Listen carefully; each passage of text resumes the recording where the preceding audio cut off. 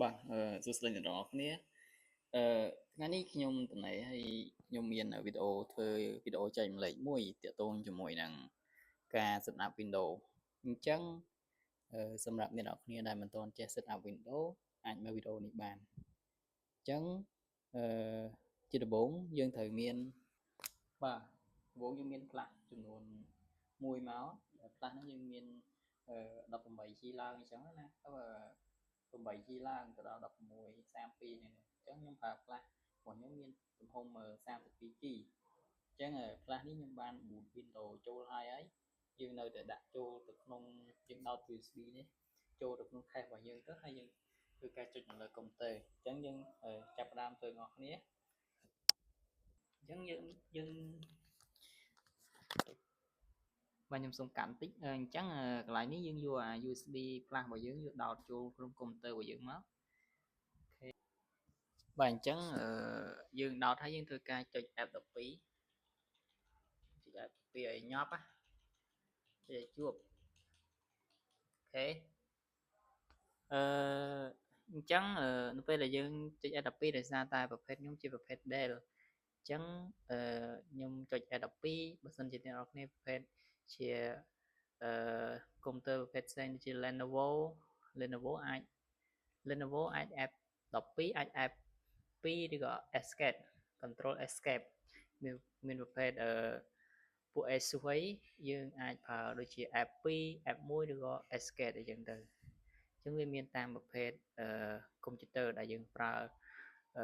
key នៅក្នុងការ set up ហ្នឹងអញ្ចឹងវាអាចមានតាមប្រភេទកុំព្យូទ័រអញ្ចឹងទៅអូខេអញ្ចឹងយើងបញ្ចប់ប៉ុណ្ណឹងយើងមកដល់កន្លែង boot របស់យើងវិញអញ្ចឹងយើងត្រូវដឹងថា flash របស់យើងមានឈ្មោះមួយណាអញ្ចឹង flash របស់ខ្ញុំជាប្រភេទ UEFI វាប្រភេទ boot អញ្ចឹងខ្ញុំឃើញ flash របស់ខ្ញុំនេះអញ្ចឹងអានេះគឺជា flash របស់ខ្ញុំ flash ដែលខ្ញុំដោតមុនហ្នឹងណាហើយឥឡូវនេះអត់គឺអ្នកនរគ្នាប្រយ័ត្នច្រឡំក្នុងការ select ហ្នឹងត្រូវច្បាស់ជាមួយនឹង flash របស់ខ្លួនឯងអញ្ចឹងពេលយើងច្បាស់ហើយយើងធ្វើការបញ្ជា control key នៅលើ keyboard ហ្នឹងហើយយើងធ្វើការ enter មកចុច enter ប៉ក់មកបាទងាយនៅក្នុងការ set up អញ្ចឹងឲ្យវាដើររហូតតាមដំណើរមកចាំយើងដល់ step ចុចចាំយើងចុចតទៀតខ្ញុំនឹងបង្ហាញទៀតអូខេចាំវាបន្តិចមកបាទហើយតបយើងរងចាំហើយវាចេញបែបនេះអញ្ចឹងទី1ភាសាអីនេះអានេះយើងធ្វើការទំលងចោលទៅកន្លែងនេះគឺអត់សំខាន់ទេអ្នកនរគ្នាណាមិនបាច់មើលទេតាមមកយើងចុច next យើងចុច install មកហើយយើងធ្វើការរងចាំវាមិនផ្លែតឲ្យវាដំណើរការចប់ទៅណាអូខេបន្តមកដល់កន្លែងនេះយើងអត់មានទៅតងជាមួយនឹង product key ទេអញ្ចឹងយើងរើ I don't have product key យើងអត់មានទេណាអ្នកនរគ្នាអញ្ចឹងនេះគឺជា Windows 11អញ្ចឹងដោយសារខ្ញុំបរៀនអ្នកនរគ្នាទៅលើ Windows 11អញ្ចឹងយើងយកប្រភេទ Windows 11 Pro យើងចុច next មកហើយវីដេអូក្រោយខ្ញុំនឹងធ្វើបង្ហាញអ្នកនរគ្នាពីរបៀប install Windows 11វិញអញ្ចឹងចុច next ទៀតមកហើយកន្លែងនេះយើងត្រូវ select យកមួយអញ្ចឹងយើងយកប្រភេទ advanced នេះខាងក្រោមណា custom install Windows only advanced នេះយកនឹងមកអញ្ចឹងចំណុចសំខាន់នៅក្នុងវីដេអូហ្នឹងគឺទាក់ទងជាមួយនឹងការចែកត្រាយអញ្ចឹងបើសិនជាអ្នកនរគ្នា Windows ចាយវាអាចមានត្រាយច្រើននៅក្នុងនេះអញ្ចឹង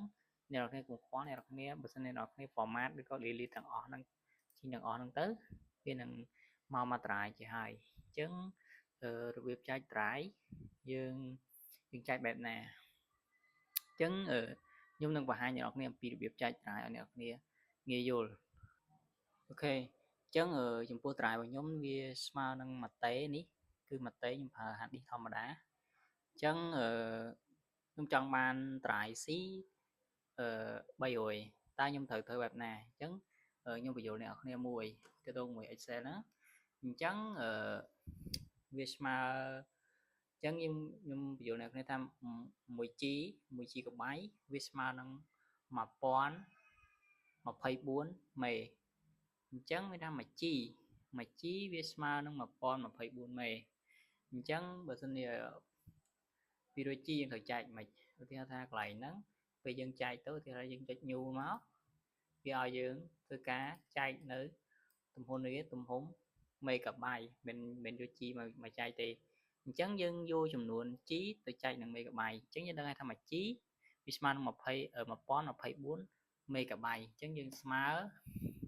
1024ឥឡូវហ្នឹងយើងចង់បានត្រាយ C របស់យើង300អញ្ចឹងយើងធ្វើការយក1024ហ្នឹងគុណដោយ300អូខេពីដើមមកអញ្ចឹងត្រាយ C ដែលយើងចង់បាន300G នេះវាស្មើនឹង30,072 30,072អញ្ចឹងខ្ញុំវាយមកខ្ញុំធ្វើការដាក់ comment ទៅនឹងមក30,072អូខេខ្ញុំវាយអត់ចូលអូខេខ្ញុំវាយមកទៀតណាំឡុកវិញជួបណាំឡុកនៅនេះខ្ញុំវាយមក30,7200អូខេដូចហ៎អញ្ចឹងអ្នកនេះមើលកន្លែងនេះយើងចែក G មានថាមួយ G ស្មើនឹង1024ហើយយើងចង់បានត្រាយ C ចំនួន300អញ្ចឹងយើងធ្វើការគុណយកmegabyte ទៅចែកឲ្យចំណឹងចំនួន G បន្តមកទៀតយើងធ្វើការចុច apply ចុច OK យើងរងចាំវាដល់ចប់អូខេអញ្ចឹងនៅពេលនេះយើងបានចែកវាហើយខាងលើនេះយើងកុំមើលវាខាងលើពីរនេះមានថាគឺជាប្រភេទ window មានថាជាប្រភេទ window នេះនៅកុំច្រឡំមែននេះអញ្ចឹងតម្លៃដែលយើងត្រូវប្រើប្រាស់មានមួយនេះហើយនិងមួយនេះមុនហ្នឹងយើងចែកយក300តែក្នុងនេះវាកាត់ space អស់ចំនួនបញ្ជីអញ្ចឹងណាអស់ចំនួន1អត់ដល់បញ្ជីទេ0.99ហើយអញ្ចឹងដោយសារយើងចង់បានត្រាយ C ចំនួន300ខាងលើនេះហើយខាងក្រោមនេះគឺជាត្រាយ D អញ្ចឹងយើងយក new ឲ្យហើយមកមានថាកន្លែងនេះយើង format វាដើម្បីឲ្យត្រាយ C ហ្នឹងចូលក្នុងកុំព្យូទ័ររបស់យើងតែម្ដងយើងចុចពី apply មកហើយយើងចុចពាក្យ format ចុច OK អូខេអញ្ចឹងបើសិនជាអ្នកនរគ្នាឈរមកនៅលើនេះនៅលើត្រាយដែលមានទំហំ 631.5 GB នេះអ្នកនរគ្នាចុច next នោះត្រាយ C នឹងចាប់យកចំនួន630នេះអញ្ចឹងគោលបំណងយើងយកត្រាយ C តែ300ទេអញ្ចឹងយើងត្រូវការយកមកទៅ select ចុចនៅលើកន្លែង300នេះដើម្បីឲ្យត្រាយ C របស់យើងទទួលបាន300បើសិនជាយើង select យក630នេះត្រាយ C របស់យើងនឹងទទួលបាន630អញ្ចឹងអ្នកនរគ្នាគួរតែបែងចែកឲ្យច្បាស់រវាងត្រាយ C និងត្រាយ D នៅពេលអ្នកនរគ្នាធ្វើការ set up Windows ថ្មីអញ្ចឹងបើអ្នកនរគ្នាច្រឡំ select ហើយបន្តចុច next នោះ631.5 GB នេះនឹងខ្លាចទៅជាត្រាយ C អញ្ចឹងត្រាយ C ធំជាងត្រាយ D ហើយអញ្ចឹងវាអាចនឹងមិនត្រឹមត្រូវទេអញ្ចឹងដោយសារតែក្នុងគោលបំណងក្នុងការប្រើប្រាស់ត្រាយ C តែងតែតិចជាងត្រាយ D ព្រោះត្រាយ D យើងត្រូវការដាក់ឯកសារអីចូលទៅក្នុងត្រាយ D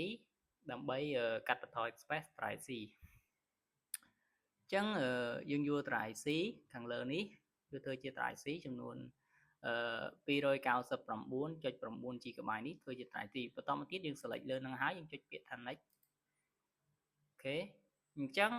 មកដល់ចំណុចនេះយើងធ្វើការរងចាំឲ្យវា install Windows ឲ្យយើងបាទតទៅពីយើងរងចាំប្រហែលជា4នាទីទៅ5នាទីវា install ចប់ហើយអញ្ចឹងចាំឲ្យវា update ម្ដងទៀតនៅមួយ step ទៀតគឺវា finish ហើយអូខេនៅកន្លែងនេះយើងធ្វើការរងចាំឲ្យវា restart ឲ្យចប់ទៅអ្នកគ្នាហើយជា10នាទី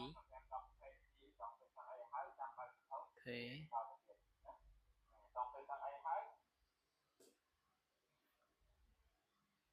អូខេ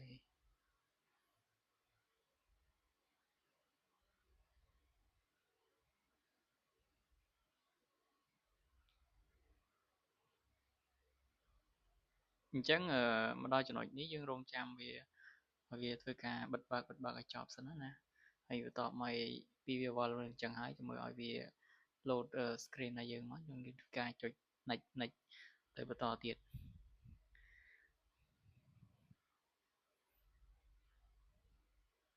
យើងរងចាំបន្តិចមក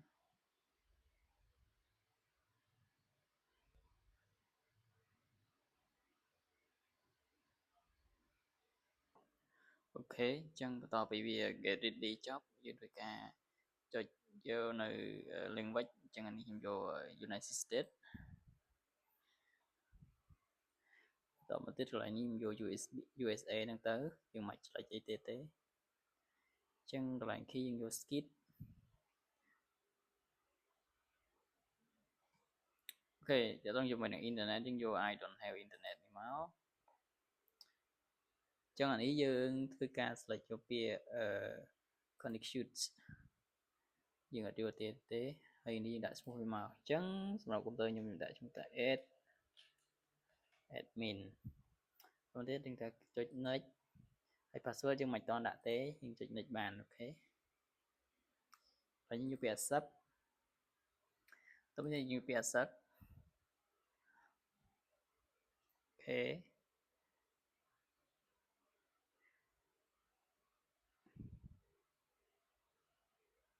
កន្លែងនេះយើងធ្វើការរងចាំវាឲ្យវាដើរចប់ខ្លួនវាទៅវាធ្វើការ boot ចូល Windows យើងមកអូខេអញ្ចឹងតបយើងរងចាំហើយជា3នាទីយើងមកដល់ Windows របស់យើងហើយអញ្ចឹងនេះគឺជាតាំង Windows របស់យើងដែលថ្មីនេះជាប្រភេទ Windows 10ខ្ញុំទៅឡើងមកតែឲ្យអ្នកនរគ្នាមើលអញ្ចឹង Windows របស់យើងឆែកមើលចែកត្រៃរបស់យើងដែលយើងចែកមុនហ្នឹងអូខេអញ្ចឹងនេះគឺជាត្រៃ C របស់យើងយកត្រៃ C នេះគឺជាត្រៃ C ហើយនេះគឺជាត្រៃ D នេះគឺជាត្រៃ D អូខេអញ្ចឹងវីដេអូខ្ញុំក៏មានតែប៉ុណ្្នឹងដែរក្នុងការ set up Windows ថ្មីឬក៏ format Windows ហ្នឹងស្គាល់ថាអ្នកនរគ្នានឹងទទួលបានចំណេះដឹងទាក់ទងជាមួយនឹងវីដេអូចែកម្លែកមួយនេះអូខេវីដេអូក្រោយយើងនឹងជួបគ្នាទាក់ទងជាមួយនឹងវិធីសាស្ត្រក្នុងការ install Windows 11ជាមួយខ្ញុំបន្តទៀតវីដេអូនេះយើងបញ្ចប់ប៉ុណ្្នឹងសិនសូមអរគុណ